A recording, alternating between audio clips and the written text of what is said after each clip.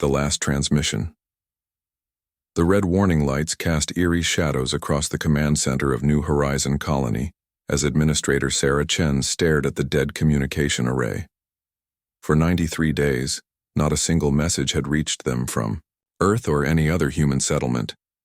The silence was deafening, more terrifying than the approaching Zephyrian war fleet that now hung like a dark cloud at the edge of their star system.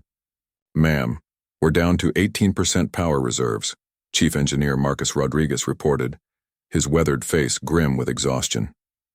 The man hadn't slept properly in weeks, constantly working to keep their failing systems operational. "Life. Support will hold for maybe another 2 weeks if we shut down non-essential systems."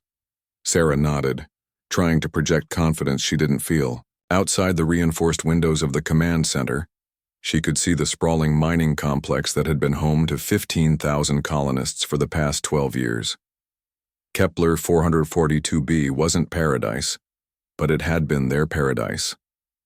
The red soil yielded precious minerals that Earth desperately needed, and the hardy settlers had built a thriving community despite the harsh conditions.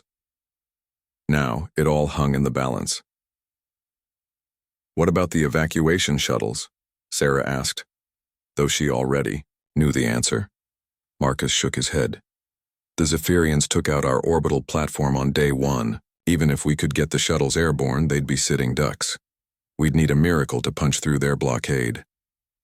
The Zephyrian Empire had arrived without warning, their bioorganic ships emerging from hyperspace like predators sensing wounded prey. Their ultimatum had been simple: surrender the colony and its resources or face complete annihilation. They'd given the humans 30 days to evacuate, but had simultaneously destroyed all means of escape or communication. It was psychological warfare at its cruelest. Sarah walked to the main display screen, which showed a tactical overview of their situation.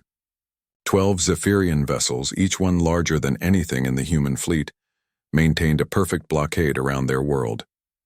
The aliens were patient, methodical. They knew the humans were trapped, slowly dying as their supplies dwindled. Why waste ammunition when time would do the work for them? "Administrator Chen to all sector chiefs," Sarah spoke into her communicator. "Report to the command center immediately." Within minutes, the colony's leadership had assembled. Dr. Emily Watson, their chief medical officer, looked haggard but determined. Security Chief James Park maintained his military bearing despite the hopeless situation. Agricultural Director Lisa Morrison clutched a tablet showing their dwindling food supplies. These were good people, the kind who'd volunteered to leave everything behind to build something new among the stars. "I won't lie to you," Sarah began. "Our situation is desperate, but we're not giving up. Our ancestors survived ice ages, plagues, and wars. We've got that same human stubbornness in our DNA." "What do you propose?" asked Dr. Watson. "We make them." "Fight for every inch," Sarah replied. "If the Zephyrians want this world, they'll have to come down and take it. We'll show them what humans do when our backs are against the wall." Chief Park stepped forward. "I've got 300 security personnel and about 1,000 volunteers from the mining crews.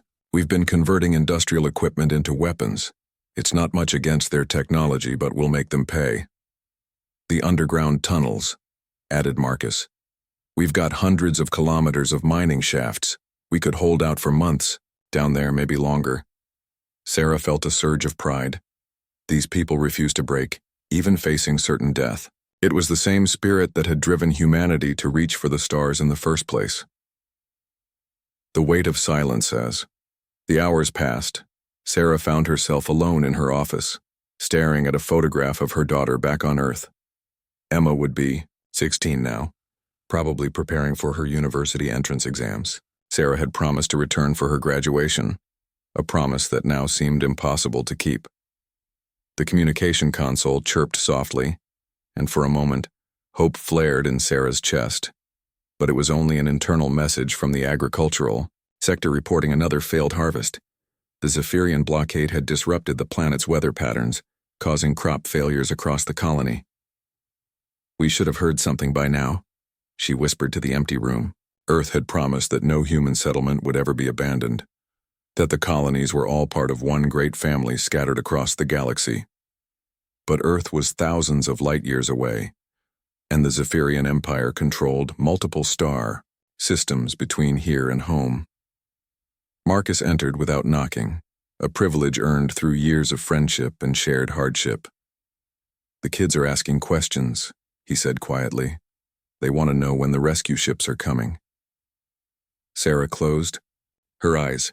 Among the colonists were nearly 3,000 children, born on this harsh world but carrying Earth in their dreams and stories. They deserved better than this. "What do I tell them, Sarah? That Earth has forgotten about us? That we're too far away, too small to matter?" "You tell them the truth," Sarah replied, her voice steady despite the pain in her heart. "You tell them that humans don't abandon each other, that somewhere out there people are fighting to reach us." But even as she spoke the words, doubt gnawed at her.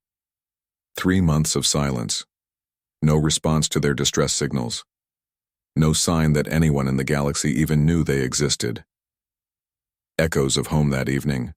Sarah made her rounds through the colonies, residential sectors. Despite the crisis, life continued in small ways that spoke to human resilience.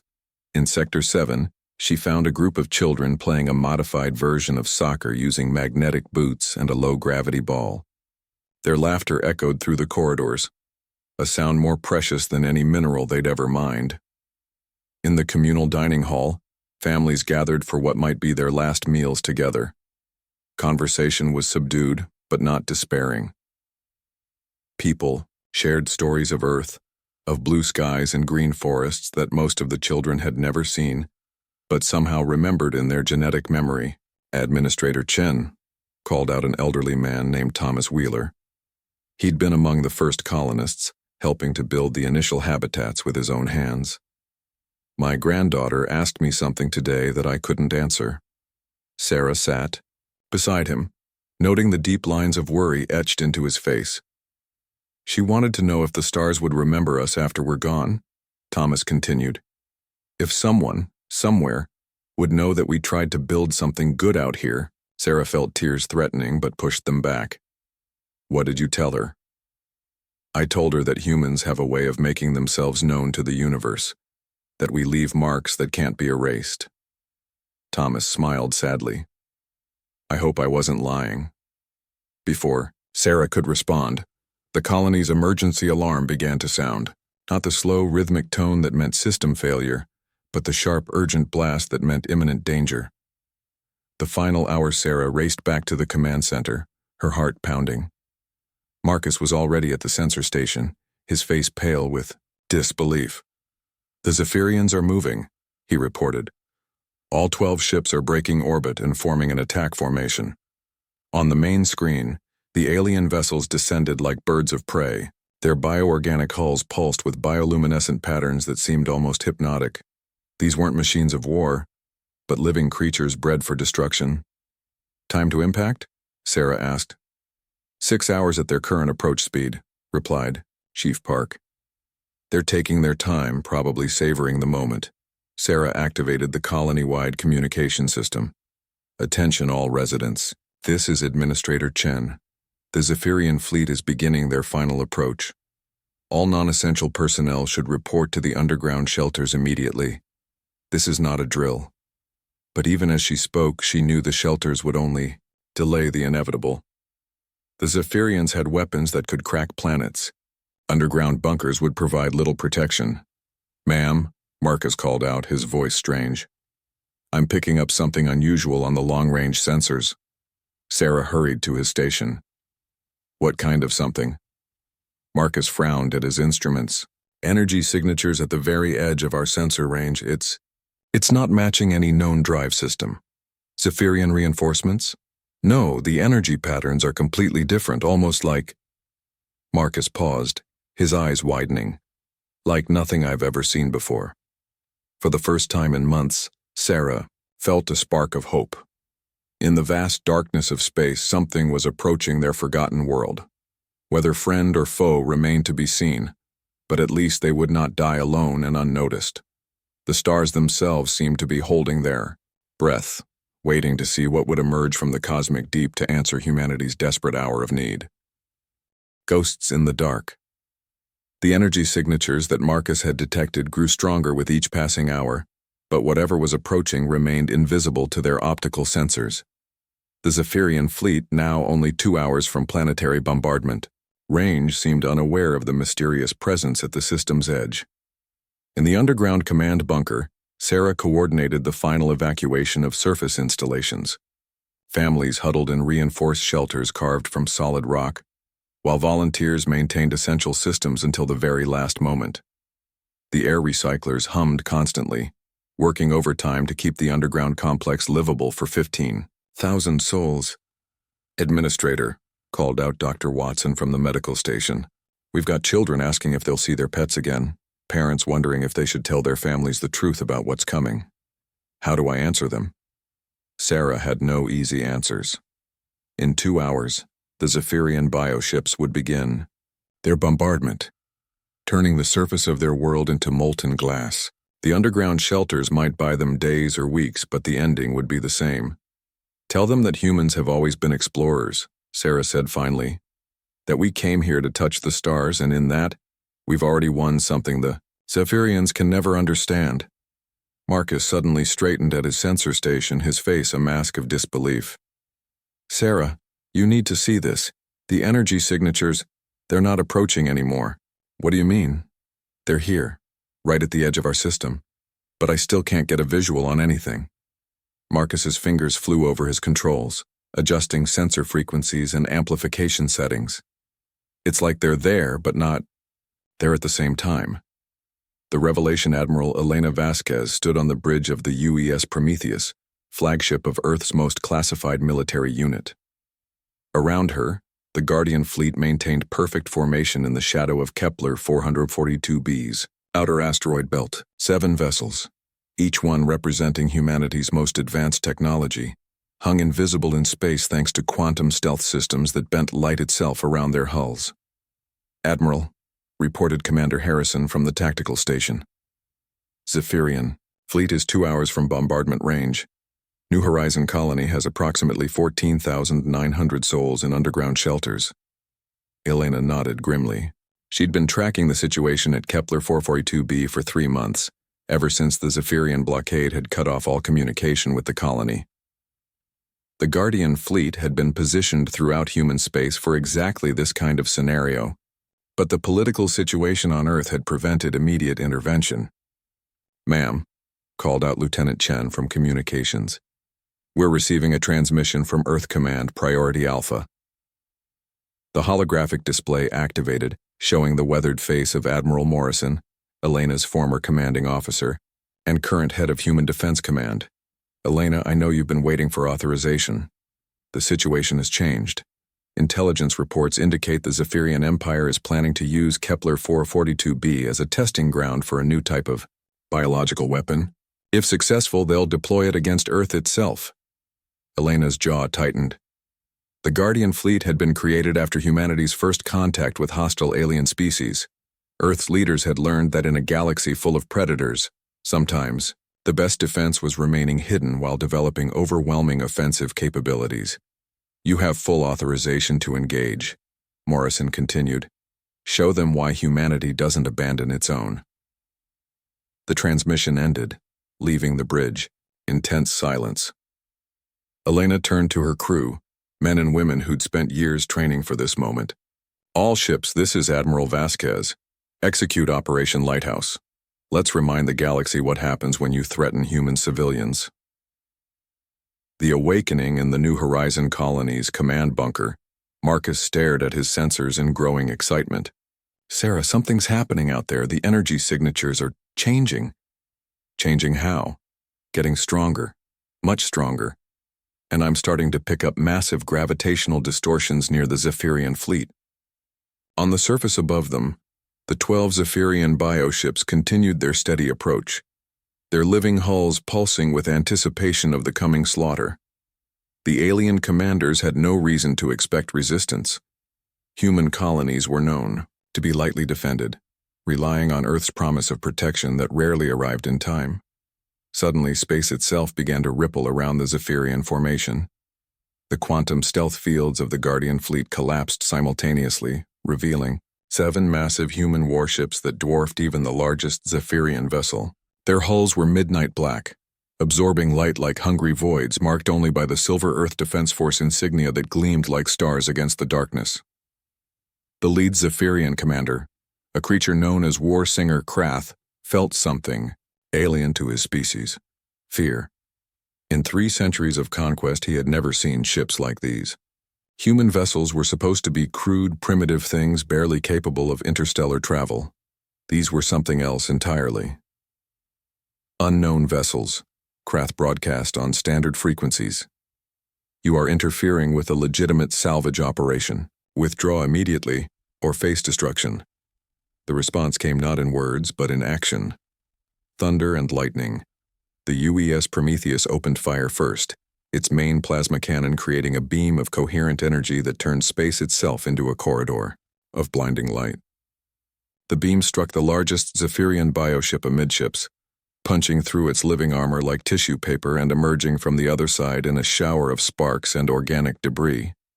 The wounded ship writhed in space, its hull contracting and expanding as it tried to seal the massive wound.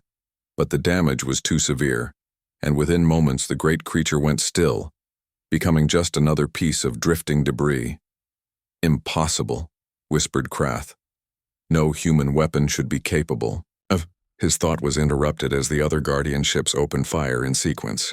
These weren't the clumsy energy weapons the Zephyrians had encountered before, but precisely engineered instruments of destruction that seemed to anticipate their targets' movements. The Zephyrian bioships, bred for aggression and overwhelming force, found themselves outmatched by human tactics and technology. The Guardian fleet moved like a pack of wolves, each ship supporting the others in a deadly dance of coordinated strikes. Commander Sarah Park, aboard the UES Defiance, watched as her ship's AI calculated optimal firing solutions faster than any organic mind could process. "Target their propulsion organs," she ordered. "We want them disabled, not destroyed." "Ma'am?" asked her weapons officer. "Admiral's orders. We're not here to commit genocide. We're here to send a message. The message in." The colony bunker. The impossible was happening on their screens. Marcus had managed to establish a visual link with surface sensors, and everyone in the command center watched in stunned silence as human ships engaged the Zephyrian fleet. "Where did they come from?" whispered Dr. Watson. "I don't know," Sarah replied, tears streaming down her face. "But they came. They actually came." The battle was brief but decisive. Within 20 minutes, 11 of the 12 Zephyrian bioships were drifting helplessly in space, their propulsion systems destroyed by surgical strikes. Only War Singer Krath's flagship remained combat-capable, and it was surrounded by the 7 Guardian vessels like a mouse cornered by lions.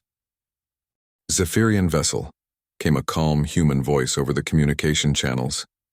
"This is Admiral Elena Vasquez of the Earth Defense Force Guardian Fleet. You have exactly 1 opportunity to withdraw from the system and never return." Krath's mandibles clicked in frustrated rage. "You cannot be everywhere, humans. The Empire spans 100 systems. We will return with 1,000 ships." "Maybe," Elena replied, "but you'll never know which systems have Guardian fleets waiting, in the dark. Your Empire survives because you prey on the weak and isolated. Today you learned that no human colony is ever truly alone." Faced with the choice between retreat and annihilation, Krath chose survival. His flagship limped away from the system, broadcasting warnings about humanity's hidden strength to any Zephyrian vessel within range. Homecoming. As the alien threat disappeared into hyperspace, the Guardian fleet took up protective positions around Kepler 442b. Rescue shuttles launched from the massive human warships bringing medical supplies, food, and most importantly, news from home. Sarah stood on the surface of her world for the first time in months, breathing recycled air that somehow tasted sweeter than ever before. Around her, colonists emerged from underground shelters, their faces turned upward to see the sleek human ships hanging like protective angels in their sky. Admiral Vasquez materialized in a shimmer of transporter light, her uniform bearing decorations. that spoke of battles fought in the dark corners of space. She was younger than Sarah had expected, perhaps 40, with silver-streaked hair and eyes that had seen too much of war. "Administrator Chen," Elena said with a slight smile, "I apologize for the delay. We've been watching your situation for months, but political considerations prevented immediate intervention." "Months?" Sarah asked. "The Guardian fleet has been protecting human space for 15 years, Elena explained. "We operate in the shadows, responding to threats that conventional forces can't handle. Earth's official policy is that we don't exist." Sarah looked up at the 7 warships, then at her colonists who were already beginning to rebuild what the siege had damaged. "Why reveal yourselves now?" Elena's expression grew serious. "Because the galaxy needs to know that humanity protects its own. The Zephyrians were testing us, seeing if we'd abandon our colonies when faced with superior force. Today they learned that human space extends wherever humans choose to make their homes." As night fell over New Horizon Colony, the Guardian fleet remained on station, a silent promise that the stars themselves would answer humanity's call for help. In the darkness between worlds, other ships waited and watched, ready to remind the galaxy that humans were no longer the frightened children who had first stumbled into space. They had become something far more dangerous, a species that never forgot its own, no matter how far they wandered among the stars. The rescue was complete, but the message had only just begun to spread across the galaxy. Humanity had revealed one of its greatest secrets, and the universe would never look at human colonies the same way again. In the depths of space, the Guardian fleet stood ready, silent watchers ensuring that no human cry for help would ever go unanswered.